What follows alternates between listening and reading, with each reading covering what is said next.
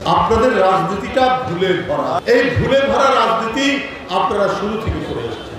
আর BNP সবসময় ইতিবাচক রাজনীতি করেছে। লন্ডনে ডক্টর মোহাম্মদ ইউনূস তত্ত্বাবধায়কের প্রধান উপদেষ্টা এবং বিএনপির প্রধান ভারপ্রাপ্ত চেয়ারম্যান জনাব তারেক রহমানের এই বৈঠক কেন জানি মনে হচ্ছে অনেকের মনে জ্বালা হয়ে গেছে।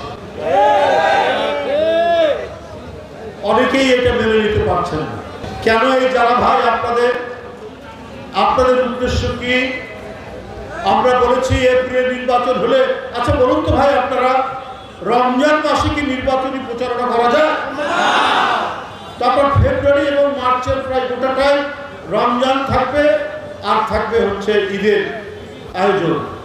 তাহলে আপনি এপ্রিলের কি বলে যে 1 তারিখ থেকে 15 তারিখের মধ্যে আপনি কখন প্রচারণা চালাবেন, কখন আইনি প্রক্রিয়া হবে, কখন নমিনেশন পেপার জমা দেবে, কখন প্রচার চালাবে, কিভাবে প্রচার চালাবে, সারাদিন রোজা রেখে কি করে এপ্রিল মাসের মধ্যে নির্বাচন হয়?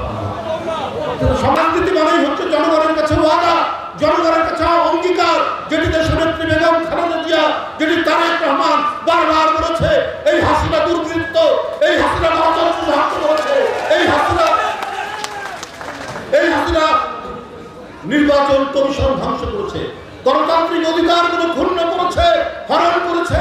মানুষের কথা বলতে দিলে তার ঠিকানা হয়েছে আয়না ঘরে, তার ঠিকানা হয়েছে রিমান্ড, তার ঠিকানা হয়েছে পুলিশের অত্যাচার, র্যাবের অত্যাচার, তার বিরুদ্ধে শত শত মামলা, তার স্থায়ী ঠিকানা হয়েছে কারাগারে। আপনি সেই আওয়ামী লীগকে মাফ করে দেবেন? যে শেখ হাসিনা জুলাই আগস্টের রক্তাক্ত আন্দোলনের মধ্যে দিয়ে একদিকে শহীদ বুদ্ধ, আরেকদিকে আবু সাইদ, আরেকদিকে চট্টগ্রামের ছাত্রদল নেতা ওয়াসিম, আহনাব, সৈকত, একের পর এক শিশু, কিশোর, তরুণ এদেরকে হত্যা করে গেছে। আপনাদের রাজনীতিটা ভুলে ভরা, এই ভুলে ভরা রাজনীতি আপনারা শুরু থেকে করে এসেছেন। আর বিএনপি সবসময় ইতিবাচক রাজনীতি করেছে। আমরা আমাদের দেশের স্বাধীনতার প্রশ্নে, আমরা সার্বভৌমত্বের প্রশ্নে, আমাদের ভূখণ্ড রক্ষার ক্ষেত্রে দেশনেত্রী বেগম খালেদা জিয়া আজকে যদি আপোষ করতেন, তাকে 5-6 বছর জেলে থাকতে হতো না। তার উপর যে নিপীড়ন, নির্যাতন এতখানি হতো না যদি তিনি আপোষ করেন। তিনি জনগণকে ছেড়ে কখনো যাননি।